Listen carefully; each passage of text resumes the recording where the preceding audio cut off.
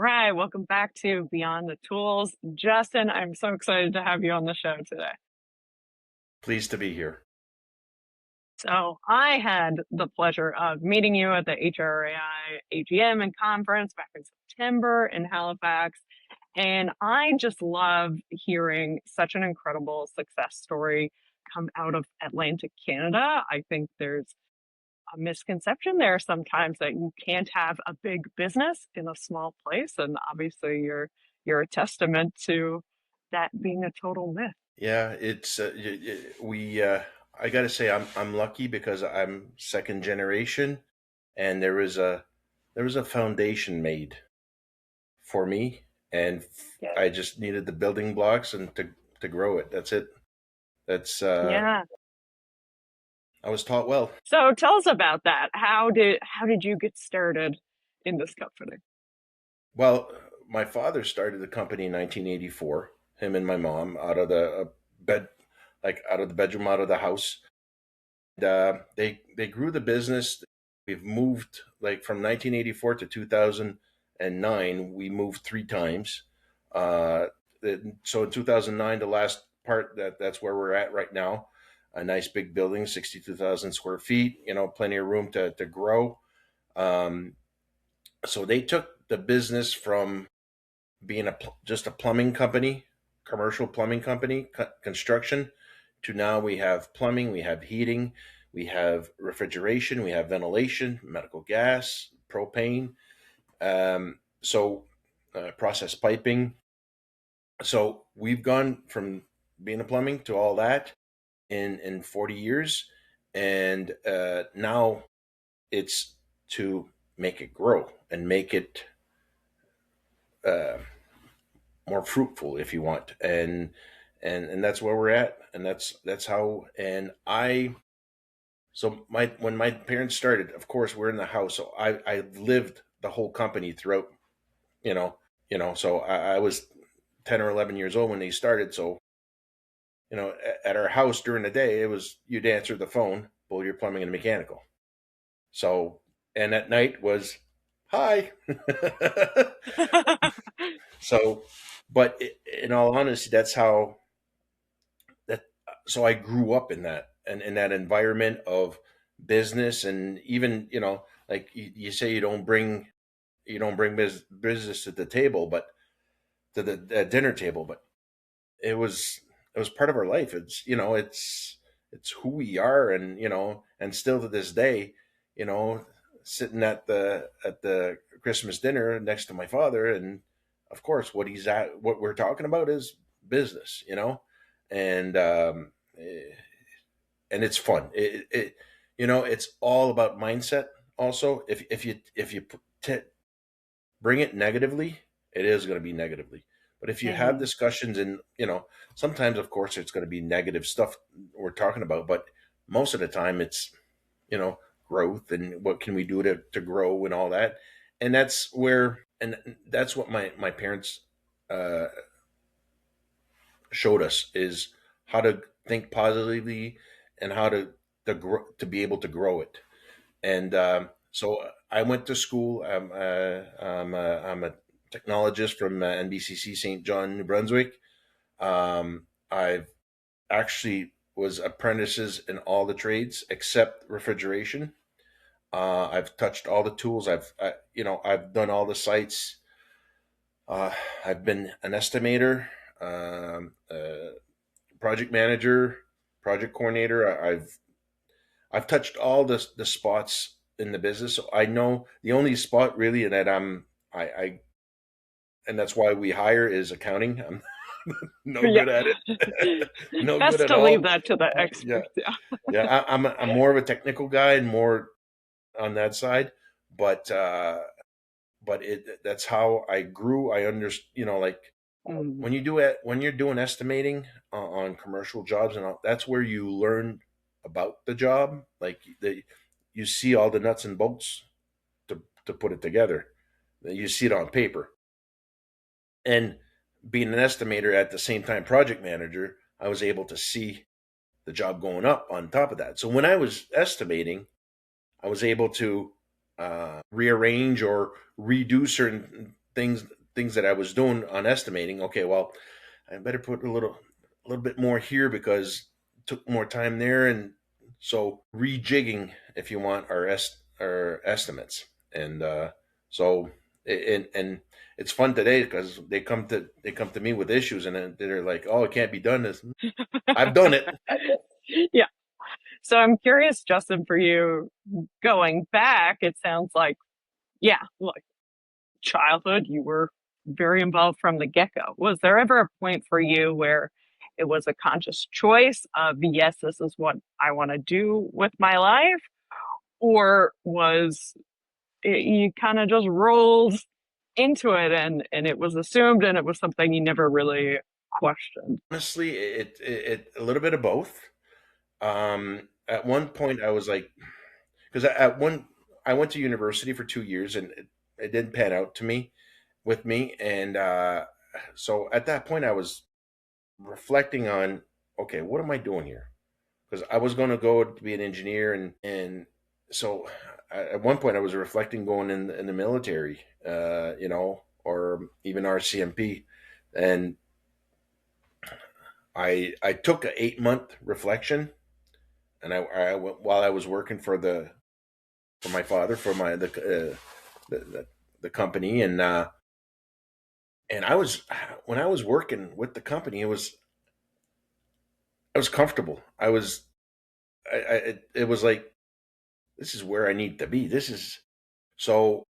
After that 8 month, I enrolled in community college at NBCC St. John to go do mechanical technologist, uh, HVAC, and I flirt because I did what I did. When I got to school, I knew what I wanted, so I knew that I wanted to be that. So it would so school wasn't hard. Yeah. Yeah, because I You know, imagine it was very much like you had that practical experience as exactly. well as having that angle. So even at one point, I had to do a project in college, and I actually took one of our projects that we've done and brought it in at Beaulieu Plumbing, and I used it as one of my projects, and the teacher's like, "Where'd you get all your information?" I know a guy. Had a little advantage, yeah. Oh, that's so, amazing. but so, and when I got out of there, my father was like, he says, "I'd like for you to go somewhere else and go try to go a couple years, go work somewhere else." So that summer when I finished in '97, I went to I went to Irving.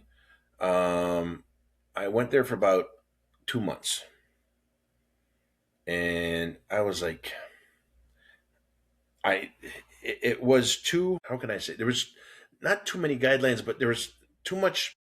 It was corporate, huh? So everything has, there's tight rules, and it was, and we couldn't move, and for me it was like, I had ideas, I had all kinds of stuff and I wasn't comfortable in that, you know and so after 2 months, I said that, I says, "Dad, you know what?" I said, "I just want to come and work here. I just want to work with you and Mom, and let's." And he's like, "Okay." So that's when he says, "Okay, so one thing I want you to do," he says, "I want you to get on the tools first." Mm, He says, "You've been on the tools, but now go do the tools, go do the sheet metal, and go do other stuff." And I'm like, "All right." So I actually took two blocks, sheet metal blocks, and uh, and did well. And after my second block, then we lost our estimator in sheet metal. So we're in ventilation, and we're like, hmm. My dad's like, "Would you like to do that?" I says, "Yeah, sure." So I went and I learned the software, and actually we redid the data for it, and all. I worked on it for a year and a half, and we put the software together, and then I was an estimator for the longest time, and yeah. and I pride myself. when I was estimating, it was something that, because you don't want to miss anything. Because when you're estimating, you want to make sure you have everything in your bid, that all the nuts and bolts, and you know everything. Because a piece of equipment sometimes is, you know at one point I did make a mistake on one of the jobs, $40,000 mistake. You know, That hurt. yeah, it does. And well, then how do you fix that mistake afterwards? There's ways to fixing that. Talk to suppliers, talk to work, and find ways to be on budget, still keep your budget, Yeah. and actually did better than the 40,000. So you know, so when somebody says, "Oh, we I missed something on the quote and we're gonna lose it," I'm like, no, no, let's try it. Sometimes it is hard. Sometimes but at the end of the day, you can go get it. There's many ways to skin a cat. Yes. You have to be a little creative sometimes. Exactly. So, okay, so you grew up in the business, get your education, get some experience elsewhere, not for you. You come back in, your dad wants you to have experience on the tools, you get into estimating. At what point did you transition more into leadership, and how did things evolve from there with the business? It was always like, once I got it, I would say about 5 years into estimating and doing a little bit of project management and all that. More or less, when you do project management, you tend to be more into in a leadership role. So that part was, I'd say, about 5, 10 years in. Uh, I was, and it was tough because you're the boss's son. Hmm. There's To be the boss's son is, first of all, the boss wants his son to be at a higher bar. There's a higher bar. There is. And which honestly, I respect that, because I'm sitting there right now with my son, might come in with us at one point. He's in engineering, and you want them to do better than the others, and you're harder on them. And yes, there was parts, it wasn't easy. We had That's one thing with my father. It was nice because we could have those discussions. Hmm. Hey, Dad, come on, this is you're being hard here. Yeah, but look at where I want you to be and how you can be, and it made me it helped me grow, more or less. Where if I would have sat down and took it negatively, yeah, it would have brought me down. It would have brought me down. But my father, being the positive man he is, just to give you the example of how positive he is, he was diagnosed with Parkinson, and he looked at my mother and me, and my sister, and he said, "Okay, I got Parkinson. What next? What do you want to do? You gonna sit down and cry about it? No, I got it. I can't get rid of it. So how do I live with it?" So Hmm. just to show how positive of a man he is, and that positiveness always made. That's how we were able to grow. If you can be, there's not positive, negative. There's reality. Hmm. So I'd rather see the reality and the positive side than reality and the negative side. So obviously, your father really instilled in you the value of positivity and sounds like resilience and moving forward. How is that something that is embedded in the company today? Well, we've through the years we've hit roadblocks that were major roadblocks, major money roadblocks, and um, that's when you see where you have a team, the resilient team, where at one point we had, one our biggest contract ever we had at one point, and we didn't know at one point if we were going to get paid or not, and we had, all of employees jump ship. We're in dire strait. We didn't know where we're, you know, but they jumped shipped. And to this day, I still talk to these people, and they're like, "Hmm, I feel bad. I skipped." Well, because they were afraid. They didn't know what, but they didn't have the faith. Faith is huge.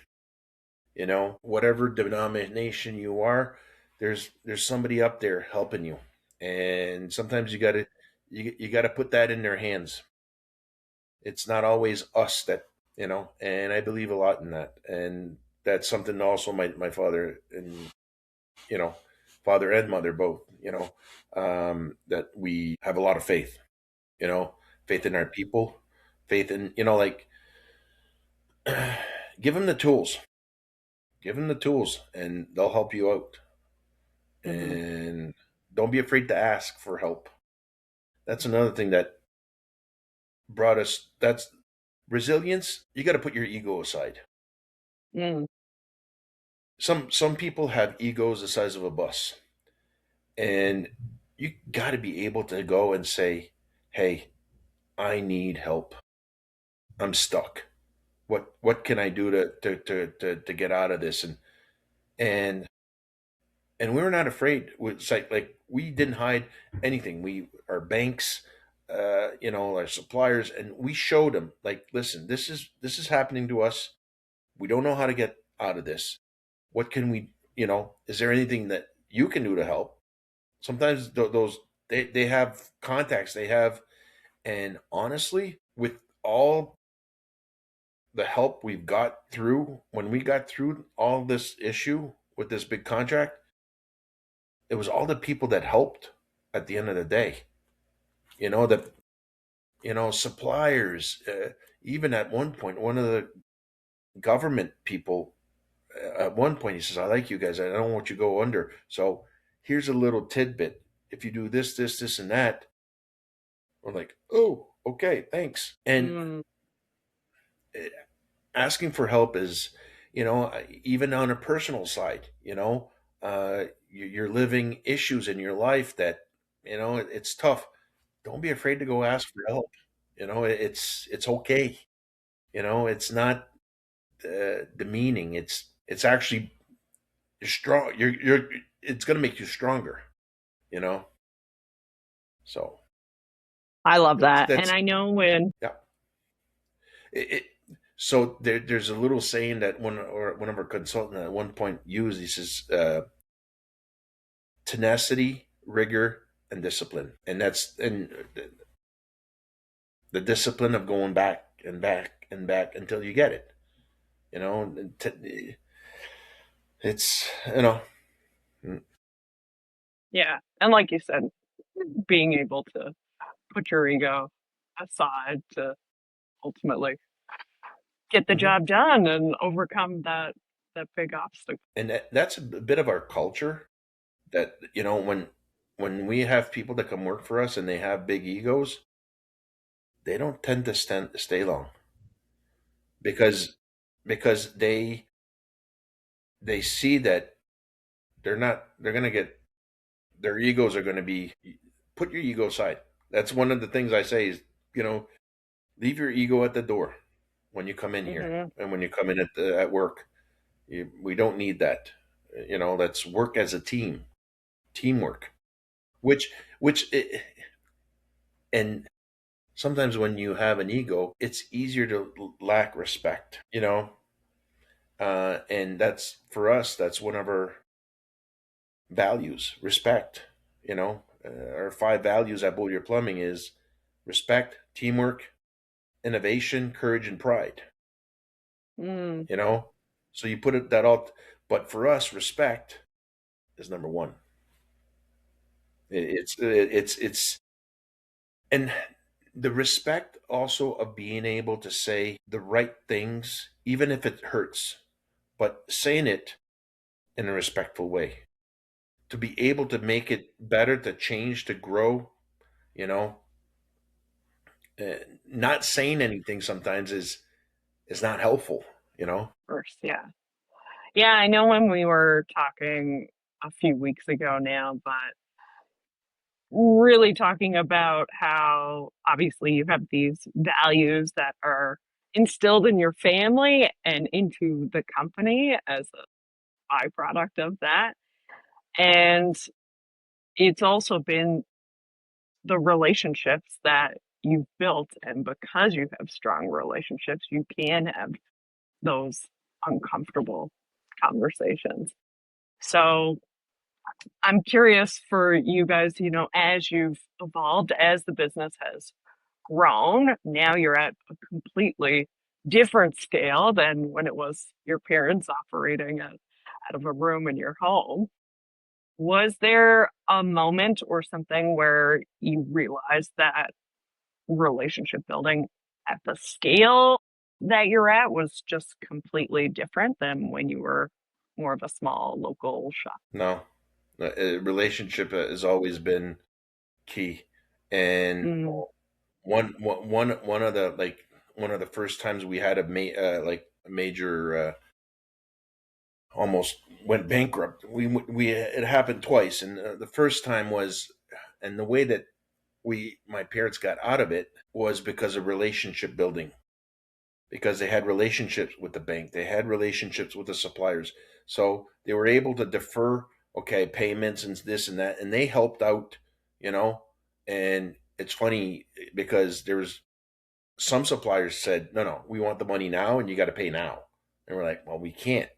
I said, you got to find a way, or else we're putting you in default and we're bringing it to court and blah, blah, blah. But now today, those people, they come knocking on our door to sell. I don't want, so you don't want a relationship with us.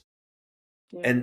And honestly, that's a little thing that right now, it going forward with um, all the way we bank and all that, it's hard to have relationships now, that those same types of relationships that we had before. Now everything is done over computers and all, so there's no face to face. There's no, which makes it a little harder to have those relationship. It's like in the 1991 when the first time we almost went bankrupt, and then in 2015, those two times we had bankers that were there and were like, they were there in our face. They were in our office and they were trying to help and try to, now it's all, everything is digital. Everything is, there's no, it's harder. It is harder. It's easier to just flip the switch and you're gone. That's what I feel. Maybe there's Yeah. other ways around that, but it's a little tough. So on a practical level, I mean, I guess anybody listening, understands needs strong relationships with the people that you work with and to be successful in your growth. But on a very practical level, how do you do that? Like, how do you make sure that you have strong relationships, whether that's with the banks, suppliers, the government, general contractors? Like, how does that It's happen? Or well, it's being in, it's going to the sessions, going to the meetings, going to sitting down with them and having conversations with them, and not being afraid to, when you have a question, to call them up. And so that's one thing that a lot of people think, that there's two views on that. And like, we were always part of associations. Like, we're part of the Mechanical Contractors Association of New Brunswick, part of HRAI, part of, we're always been on boards, um, with skills, like an example, Skills Trades in New Brunswick. So we create those relationships with those people. You can't be stuck in your office and all doors closed. If you want relationships, you have to get out. You have to move. So it's, and not be afraid to pick up the pick up the phone. Have a conversation with the person, and and sometimes they see who you are. You know, he really wants. Some people are like, ah, these guys, they're big. They don't want. No, we want to work with you. There's how can we want to create buildings, we want to create places for people to go to school, people to go to the hospitals, churches, you know, factories, so we want to create that, we want to be part of that, and we want to help the communities grow. And so even at one point I was part of a part of the CBDC, Mhm. which is a through the co and all that, and I've learned so much through that. In that, so I was there for 9 years as a board director, and helping new businesses, helping making them grow.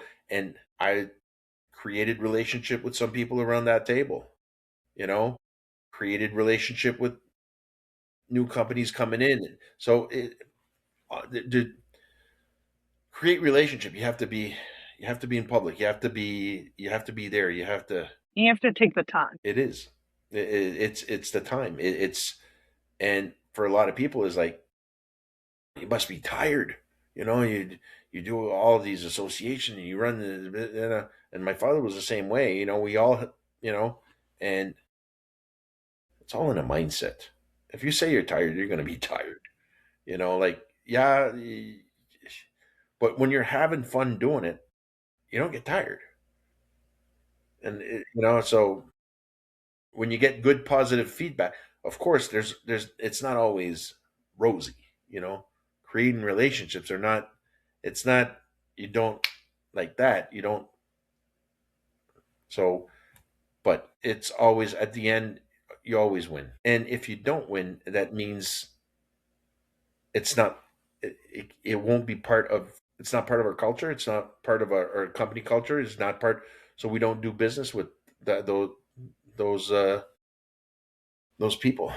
So Well, that's a great segue. I'm curious about, you've talked about a couple different examples there, but was there a time that you had to sever a relationship because you weren't getting the same level of input as you were giving, or they didn't match yeah, in terms of value? it, not a whole lot. Not a whole lot. We've had some come, like, clients that we said no, we're done, and we didn't really say we're done. But when they asked for quotes, we just wouldn't give them quotes. And they're like, Yeah. at one point, one of them at one point asked us, "Why aren't you quoting us?" I says, "Why would I? You treat us like, and you treat us bad, so we don't want to be part of that. We want to be part of a team, and Mhm. and you want to have some of these companies are general contractors we in the past, that they run it so they want to squish you. They want to they're the ones that want to get out of it smelling like a rose, and everybody else, they don't care. So Mhm. we don't want to be part of that. Yeah, yeah, makes sense. Okay. And yeah, I guess of the same kind of mindset there, as you've grown, as the company has grown, how do you how do you decide when to push back on things, or when to collaborate, or when it is time to walk away, even if the job looks big or prestigious on paper? That's where you have to look at all your risks. You have to go, not be afraid to go credit check on people, on companies and all that. We've done and even that we've done that in the past, and we've credit checked on people, and everything was good, but things went bad at one point, during the job. And so, but there's a lot of risk management there. Uh, you got to look at their financials. You got not their financials, but you got to look at how they pay their people. Like, when we invoice, like, we're doing a big contract. So when you invoice once a month. Well, you want to get paid for what you invoiced for, because you've paid your material, you paid your labor, you've paid all. everything around it, and then you get cut or you don't get paid, and how can you move on? So uh, that's one of the big projects we did. That's what the thing was, is they were paying us, but they were cutting our invoice. So that hurt our cash flow, and it was a big. And when you're signing contracts, you got to look at all, all, all the I's, the T's, everything. But you got to know what you're getting yourself into. It's as simple as that. You got to know. Are there You got to any, know your risk. yeah, are there any specific red flags that you look for now when it comes to a new job or a new working relationship? Um, I would say look at the team. Like when we're quoting or bidding big jobs and stuff like that, we tend to look at who's going to be the team. So there's a lot of general contractors out there, and like we've dealt through the years and all that, and it all depends on the team that's there. Mm, If it's a good team, like there's some general contractors that have more than one team, so it all depends on who's on, you know, and that's one thing that we look for. We also look for we check, with other contractors, uh, from other trades or whatever, and say, hey, you work with these guys. How was it? Do a little recon if you want on the company we're giving a price to. So, eh, like when we work for, like we're building schools and stuff like that. We're working for a general contractor, but at the end of the day, the owner's the province of New Brunswick. So we know we're going to get paid. Sometimes not as fast as we want, which actually right now I feel like the province of New Brunswick are working really hard to work with the contractors to make sure that the payments are done right, and because it affects our cash flow. Like if you don't pay on time, you know we got to get line of credits and all that kind of stuff, and you don't want to. That's not where you want to go. You know, you, but we're not banks. We're yeah, contractors. yeah. Yeah. We cannot But finance no, this project.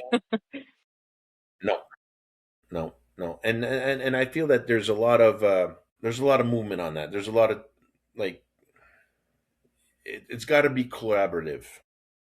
Also, sometimes for us it's who's the engineer who designed, which there's a lot of and that again, if you have good relationships with those guys, then things tend to go well. If you don't have a good Mhm. relationship, because those engineers are the ones that sign off on these jobs. And Justin, I think for our listeners to better understand contextually, I know you shared a little bit about how the company has expanded in terms of lines of service, but can you speak a little bit to the size of the company now, what that looks like? So right now we have between 80 and 100 employees, depending on the amount of work we have and all that. And we're probably going to go up to 120 this summer, with the amount of work we have. We're building schools. We're building.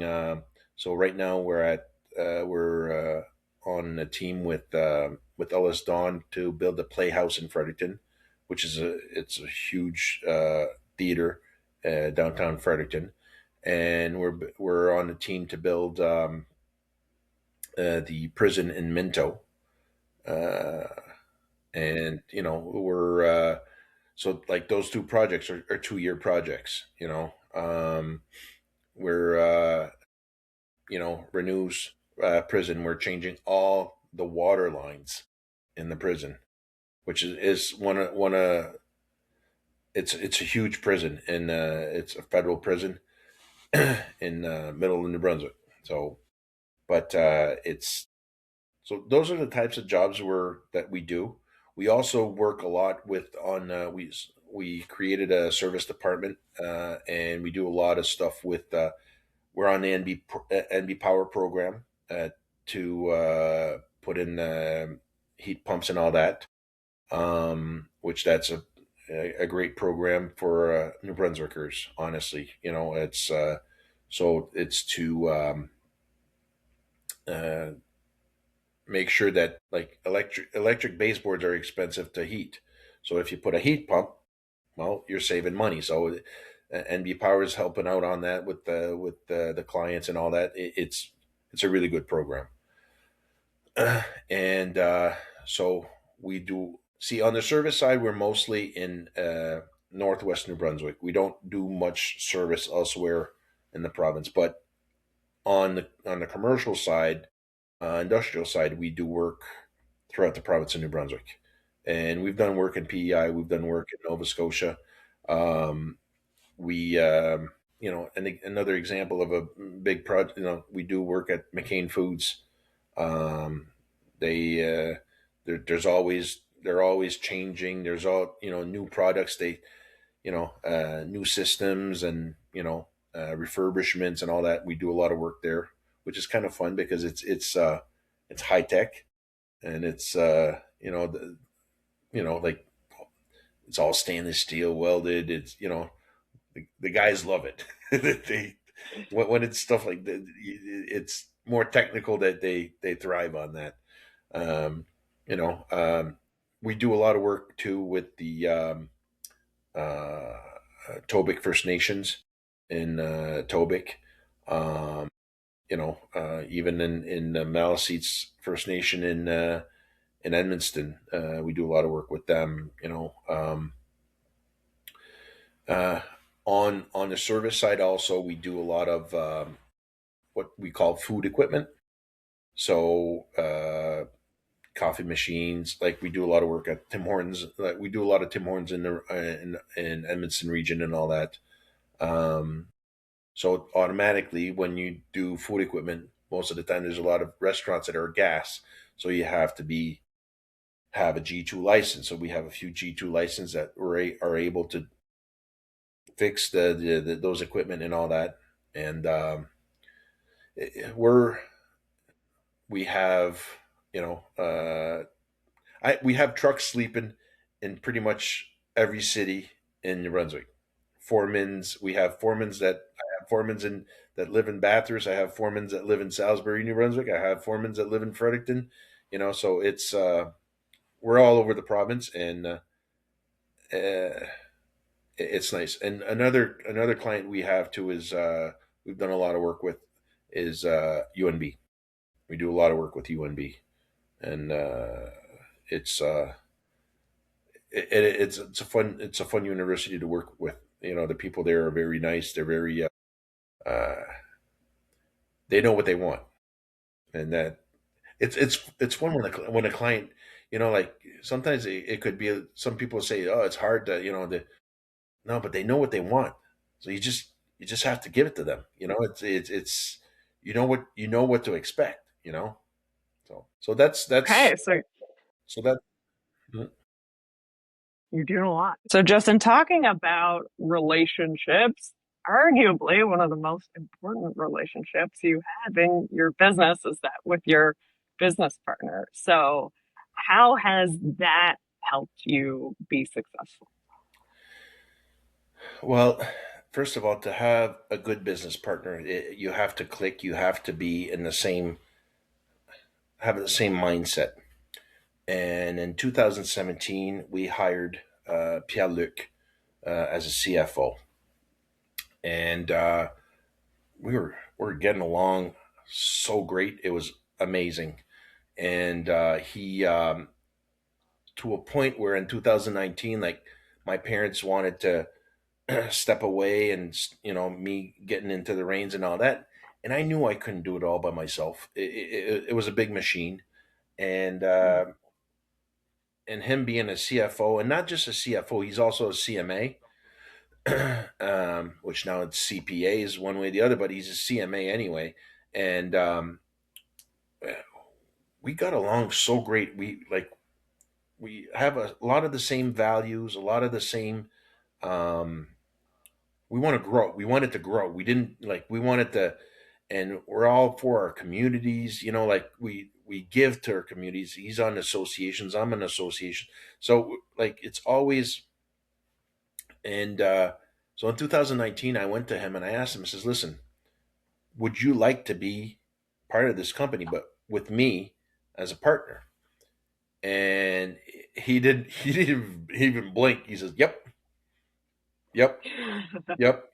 And it's funny because even to a point where right now we work together, our two offices are next to each other, and we know when something's going on. Like we feel, we actually we finish our sentences, Yeah. and we sit down, we have a strat plan or whatever, and before strat plans, our first strat plans were 2 3 days. Now they're not even a full day. So it to have a partner like Pierre-Luc, it's I'm lucky. I'm blessed because um and of course we have a team of people, we have a leadership team that they're branded. Okay, they'll go to war for us, Yeah. and that for me, that's when all it was all hectic in 2015 when some people decided to leave. Well, they weren't branded. They weren't part. They were there for them. But if you want to if you want to grow, you got to be part of that culture, part of the community, part of the you know. And Pierre Luc, like he's got this. Um, he wants to help all the time. Like he's so and he's got a heart of gold. He does. He wants the best for everybody. He's positive. You know, negativity is not in his speech at all. It's Mm, always nice and clean, and he goes for the facts. See, what works good for us is I'm a gut guy. I've got gut right. feelings, and he's a fact guy. So I bring in my gut. He brings in his facts. We get together, and that's when we get. And it's funny conversation sometimes. They're like, but honestly, I've never had a conversation with him that's been we got out of there and we're frustrated, like we're pissed or never, never. Yeah. It's so yeah. It's he brought a lot to Beaulieu Plumbing. He brought a lot of new tools, a lot of new ways, and he's also as a person also trains a lot. Like he takes courses like how to be better, how to. He's been doing LMI. We're both Wallace McCain Institute uh, members, so he knows what it takes to grow, you know, Yeah. and he moves all the time, and he's got a really young family. He's got 3 girls and a wife, and like they're growing. Like the youngest is in first grade, so and they all have a year and a half between. So so Yeah. yeah, Yeah. I imagine it makes a big difference to have, well, the balance between your two personalities, but then yeah, you're also aligned and you have someone to share the burden and the challenges with, and really giving you that foundation that you both can approach work with more you don't feel positivity alone. because of that. You don't feel alone. So yeah. Thank you so much for listening to this episode of Beyond the Tools. If you liked what you heard, please subscribe, rate, and review wherever you get your podcasts. I'd love if you could also share this episode with a fellow contractor who is ready to get off the tools and grow their business. And if you want more leads, sign up for our email list at reflectivemarketing.com, where we share weekly marketing insights that you can't get anywhere else. I'm Crystal Hobbs, and I hope you'll join me on the next episode of Beyond the Tools. See you next time.